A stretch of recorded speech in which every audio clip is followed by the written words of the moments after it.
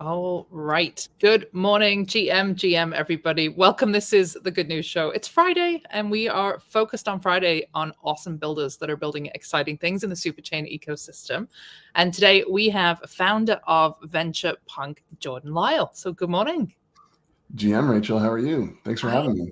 I'm great. It's good to finally sit down with you. We have a lot of kind of co-collaborators in the space. We both work with Brock, who's just an awesome builder. So it's good to finally get some time with you and see what you've been up to. But tell us kind of a little bit about your background. What brought you into the Web3 space? What led you to found Venture Punk? Yeah, where do I start? Just kind of a lifelong builder and tinkerer and startup guy, product-focused guy. Background in mobile apps and consumer mobile apps. Worked at a company called Jib Jab back in the day. So all about like digital media and having fun on the internet. Discovered Bitcoin in 2013. And when Ethereum came out in 2017, I was just kind of blown away as a builder. And I've been full-time in crypto since 2018. So I've kind of followed the market cycle, building on exchanges and then building DeFi and then building NFTs and launching several NFT projects and platforms and communities over the years. And then, 2 years ago, I launched Venture Punk, which is just kind of my excuse to just build some fun, interesting experiments, things that I wanted to see exist. We've launched a number of things, including prohibition.art, which is our Gen Art platform. And recently had the idea of fan.io. So that's the thing that we launched yesterday. And the response so far has been great. So for those who are new to this show, we focus specifically on things that are built on the Superchain. The Superchain is essentially anything that's built on the OP stack. And if your head is falling off, don't worry. It's a slow learning curve. It's totally fine to kind of not understand all of the nuances of this right now. But I ran through that pretty quickly, didn't I? That's okay. But Farcaster, being a protocol that is built on top of the OP stack, allows builders and developers to build applications upon that protocol. So, for example, Warpcast is one such application, Dracula is one such application, and now Fan.io, as far as I'm understanding it as a non-techie, is another application or protocol that's built upon it. So tell us what kind of inspired you to do this. What gap did you see in the market? What are you hoping that people use this protocol for? Yeah, that's great context. I become such a fan of the OP stack, of Base, of Farcaster, of Warpcast, the community there, the community of builders, and the great conversations that are happening on that platform. I kind of saw a need when you look at Farcaster. We have all these things that are authenticated on chain. You have to prove that you own this asset. You have to prove that you can get into this, group chat. But when it comes to like identity, it's just like a description or like a bio field, like a text field, right? Mm-hmm. Where you could put anything and you can say you're, and sometimes it's great to be able to have that anonymity, but we have over the years we've taken a lot of action on chain. So I wanted a place to kind of prove what you've been up to, prove on chain what groups you're in, what NFTs you own. So just thinking about different layers, different like levels of authenticity or proof that you can have in platforms like these, and just the idea of like this kind of on-chain decentralized link site, for lack of a better analogy. It's like Linktree, where you can just attach certain links to your profile and kind of have like this super profile for Farcaster. So the version you see right now is very beta. It's very early, but if it gets some interest, we can start to do some interesting things, start to do some cool things and add some things in there. But it's just a cool way to say, hey, look, guys, this is what I've done. Here's one link. Here's one short link that's tied to my Farcaster. Everyone with the Farcaster account can claim one, and you can then, attach certain links or certain activities. Your wallet's already connected. Your NFT collection's already connected. So it's just a fun way to kind of aggregate. I hate to say the word centralized, but aggregate all your on-chain activity to your Farcaster account. It's really exciting. I love what you said about kind of the ecosystem of OP and base, because it feels very Y2K to me, like a incubator, like those kind of very just enriching environments, like startup culture. And I'm just curious to know, like, given the way the market has been over the last kind of couple of months with NFTs, I think we're seeing a lot of founders that are really thinking, okay, well, what else can I do with this technology? And it is somewhat a pivot away from art. And I'm hurting my own heart by even saying this. I just spent the last 2 days at Christie's for art and tech, and I have to say a lot of the content was not based on kind of art use cases, which is surprising. You're in the biggest auction house, in the world. And we're not talking about art. We're talking about underlying technology for things like, the luxury world. We're talking about ESG. We're talking about all these use cases that art has essentially set up and shown us, look, this is what can be done. But then we're thinking about, okay, well, what other tools can we build using this technology? Do you see yourself continuing to kind of go down that trajectory of like moving maybe away from artists being kind of the center of the conversation and thinking more about using the tech to onboard the masses in other ways that are more relatable to them? Yeah, really great question. For the last few years, the last 3 or 4 years, my focus has been on how can we use this tech to bring more attention to artists, to allow artists to earn a living. That's kind of why I was so passionate about NFTs, and why I continue to be, is because we're solving a real problem here. We're doing some really interesting things, providing utility, providing a platform for artists. But I, my entrance into this space was tech first, and really only became passionate about art when it kind of crossed into this world of technology. So it's always been at the intersection. Yeah. I still think, and a lot of even fan.io, like the origins are like, how do we bring more attention to artists? But then pulling back, it's like, okay, well, we got to start with, a larger community. We got to start with maybe creators as like a larger bucket. That word is kind of charged, but it's really just like, how do we create like one kind of central hub for anyone that's creating anything on chain? It's over the last decade, all the things that I've built in crypto, kind of the single thread, the unifying theme throughout anything I've built is really, how do we get more people into this space? How do I get my wife to care about what's going on the blockchain right now? So it's always been about, my background is in UX and design and product design. So it's like, how do we kind of smooth out the edges and make it a little bit more fun and engaging and easier, remove some friction pieces to allow people to get in here. I think in doing this, like it'll end up bringing more attention to the art, but there is some interesting things that are happening here. And I think like it's always cool to bring two communities together. If we can tell more art and more like the crowd that's here for like the art, we can teach them about, decentralization. We can teach them about DeFi and all the things like that. And of course, the reverse of that.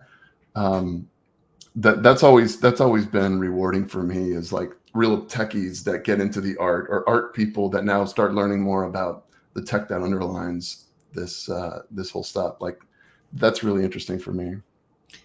Yeah, I was at the conference yesterday, and there's a few people kind of talking about the fact that Known Origin had just closed their doors yesterday, which it's kind of heartbreaking, because I think, like you said, like tech is what brought you here. It's the same for me, but art is kind of what kept me here in terms of just the culture and the people that came around art. We're not just talking to a bunch of tech bros. It was real people having conversations about nuances of how this tech can help art, but also how we can create a better creator economy for folks. And I think that was like the holy grail. That was the what drew people here from all these different walks of life.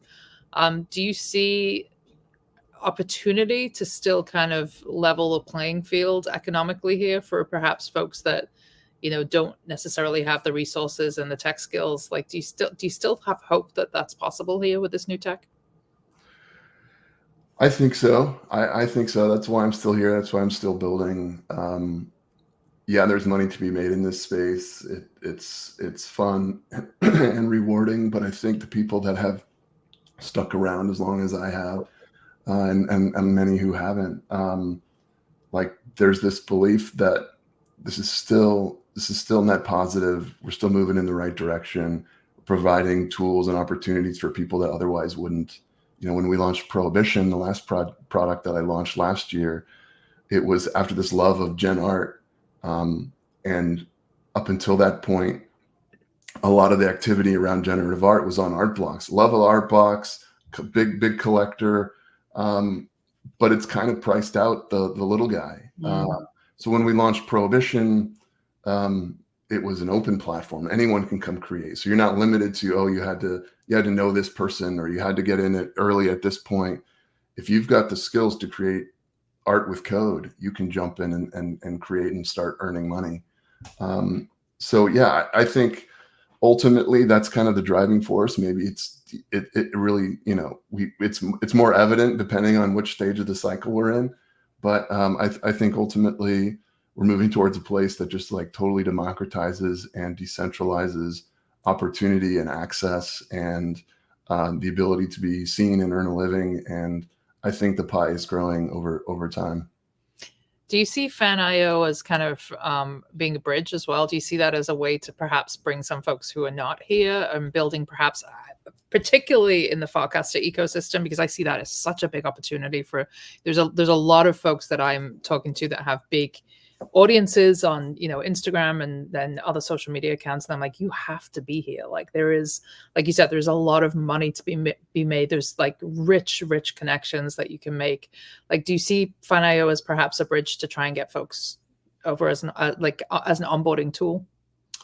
Yeah, I think so. What brought me to Farcaster a couple of years ago when I joined, obviously usage has picked up lately.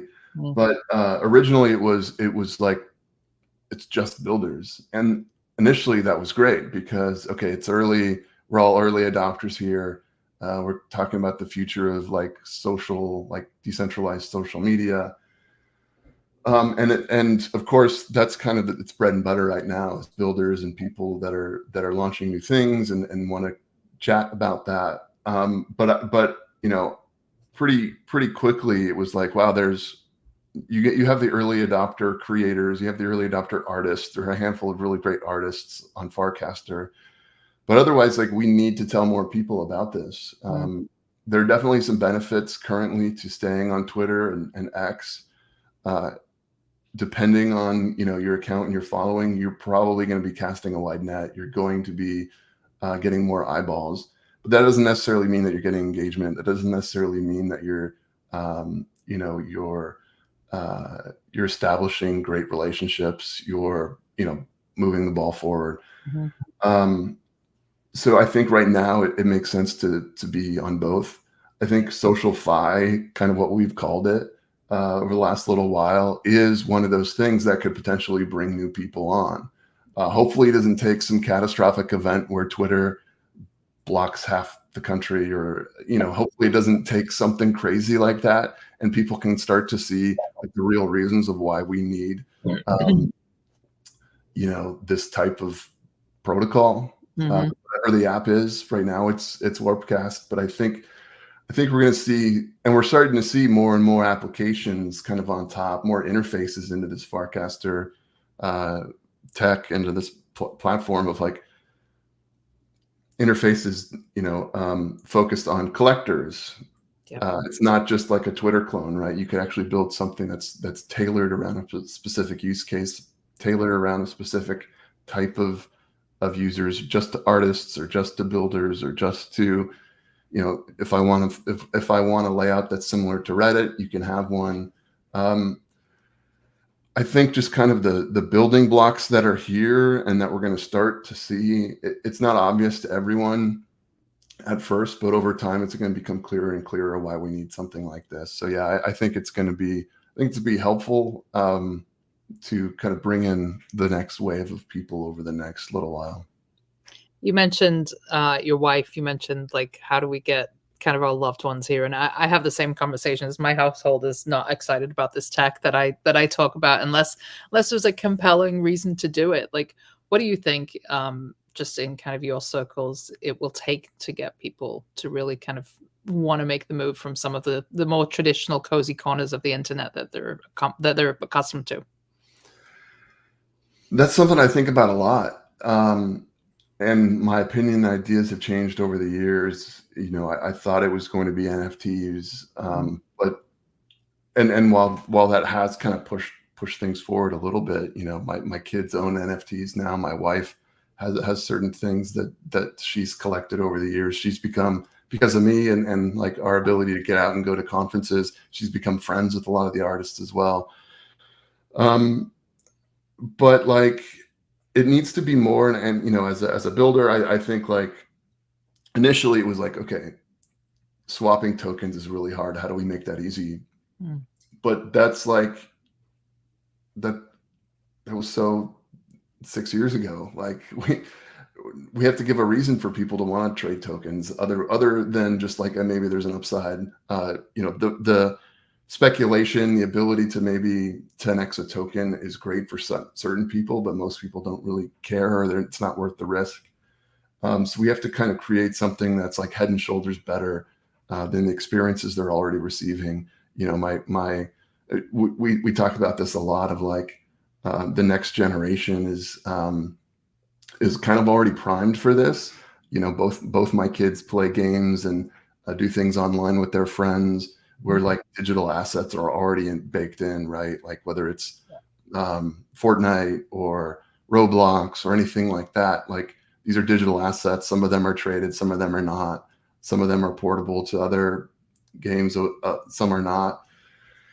And money being digital and assets being digital, it's kind of baked in already. So I think we're going to see it's going to be a lot easier to onboard the next few generations. I think it's a long game. We just got to keep fighting and kind of chipping away. But it's more than just like a fresh coat of paint or like, a really cool experience. I used to think, okay, everyone's now used to Uber. Tap a button, a car is at your curb. But we need to do more than just like making the UI nice and shiny. We need to like show why being decentralized matters, why being, not under a corporate, oversight is interesting, why being able to transact person to person is interesting, why owning things digitally makes sense, and why anyone would want to do that. Some of these properties that we've kind of taken for granted, those of us that have been in it for a while, sometimes we gloss over it and we want to go to the next kind of shiny thing. But there's a reason why that brought us in originally. And I think, and up until this point, it's kind of been hard to tell others about this. So I think, building products, building community, storytelling. I don't have the answer. I've been just, launching a bunch of experiments, just kind of hoping that something will stick. But I think that's kind of what it's about, and people working together and, building these Lego bricks, and, Farcaster building their thing, and then some of these other protocols building their APIs, where someone like me can come in and build fan, and then somebody else can come and build something else on top of that. And I think over time, we're going to see more and more adoption for like the right reasons. And I'm excited. I love that you talked about young folks who are very, very much already primed for this technology. When I was at the Christie's Art and Tech Conference, I heard Angie Dalton, who's the CEO of Signum, talk about how, the world's next Coco Chanel is a 10-year-old kid designing skills in Roblox right now, and how, builders should be thinking about merging onto the highway of behavior that's already happening. And somebody else on the panel also shared that, they'd said something to their 10-year-old about them being a gamer. And the response from the 10-year-old was, "I'm not a gamer." And she's like, "Well, you're in Roblox every day." And she's like, "Yeah, but I'm not a gamer." Now, Roblox has essentially become like the mall. Like kids are living and existing in digital experiences, so much so that it's become part of the fabric of their identity. It's just where they hang out. It's native to them. So as somebody who's a builder, and I'm a builder too, and I'm always kind of thinking about, well, what else? What other problems can we solve? Like, how do you put your like how do you know where to prioritize your attention, and how are you thinking about that next generation? Yeah, it's really hard these days. I mean, it's always been difficult for me to like prioritize what I want to build with so many ideas floating around, and necessity to pay bills doesn't always line up with like what I want to build. Or what's interesting to me may not always be interesting to other people or the people paying the bills. Um, and it's even harder when you try to think a few steps ahead to try to get the next generation interested in some of this stuff. For me, I've like as a product builder, kind of before crypto and after crypto, biggest lesson is don't make any assumptions. Obviously, we want to look at data, we want to talk to many users as possible, but the worst thing you can do is like waste time, waste your time, waste developer time and resources. So you have to be careful about what you build. um, 10 15 years ago we called it lean startup and like customer development, and it's really talking to users. There are other ways to do that, other ways to get data, but like the worst thing you can do is like have an idea and go spend a lot of time building it without validating it first. Over time you start to realize that like if all we did was just talk to users, we weren't going to be we aren't going to be building the next thing. So you start to realize, okay, how do I take some of um, that ethos but then marry it with like the idea of kind of pushing things forward? So the only way for me to do that is to get totally deep into this space and like have a constant conversations with people. Twitter and Farcaster are really good to kind of see what's going on in the, in your space, and just become a subject matter expert in whatever area you want to build, so that you know exactly who's building what and what's happening, and where you can differentiate and where you can, add value that isn't there. But it's so at some point, you're able to get to a place where, for me, I like to build things that I find interesting because I'm so deep in this space as a user, as a consumer, as a collector, that it starts with like, what do I find interesting? Doesn't necessarily mean that I'm going to go build that thing out to completion, but maybe I'll build something like the current beta version of Fan, share the idea with some people, share some mock-ups. If there's enough interest, if I get enough positive signal, go build an early prototype. And then so I think there's this combination, and that's me. That's not for everybody to be kind of this tinkerer, to be kind of this MVP launcher.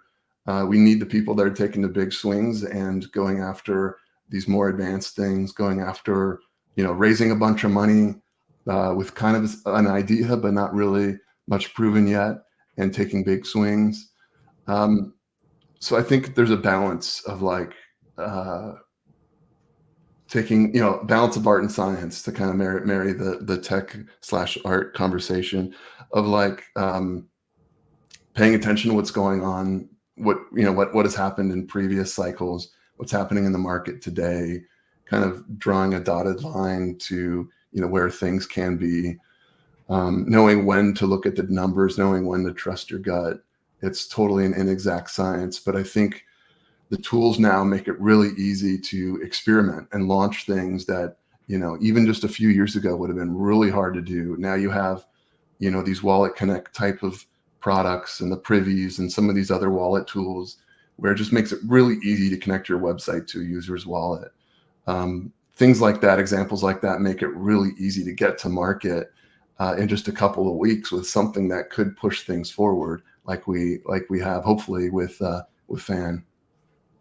So, final call to action for folks. Obviously, go check out fan.io. We did drop it underneath this video, so no excuses, folks. Go check it out. But what's kind of your elevator pitch on fan.io? What's the core products and kind of compelling reasons why folks should do it? Get your own website. Anyone using Farcaster can go claim fan.io / your Farcaster username. So fan.io / Jordan Lyle for me.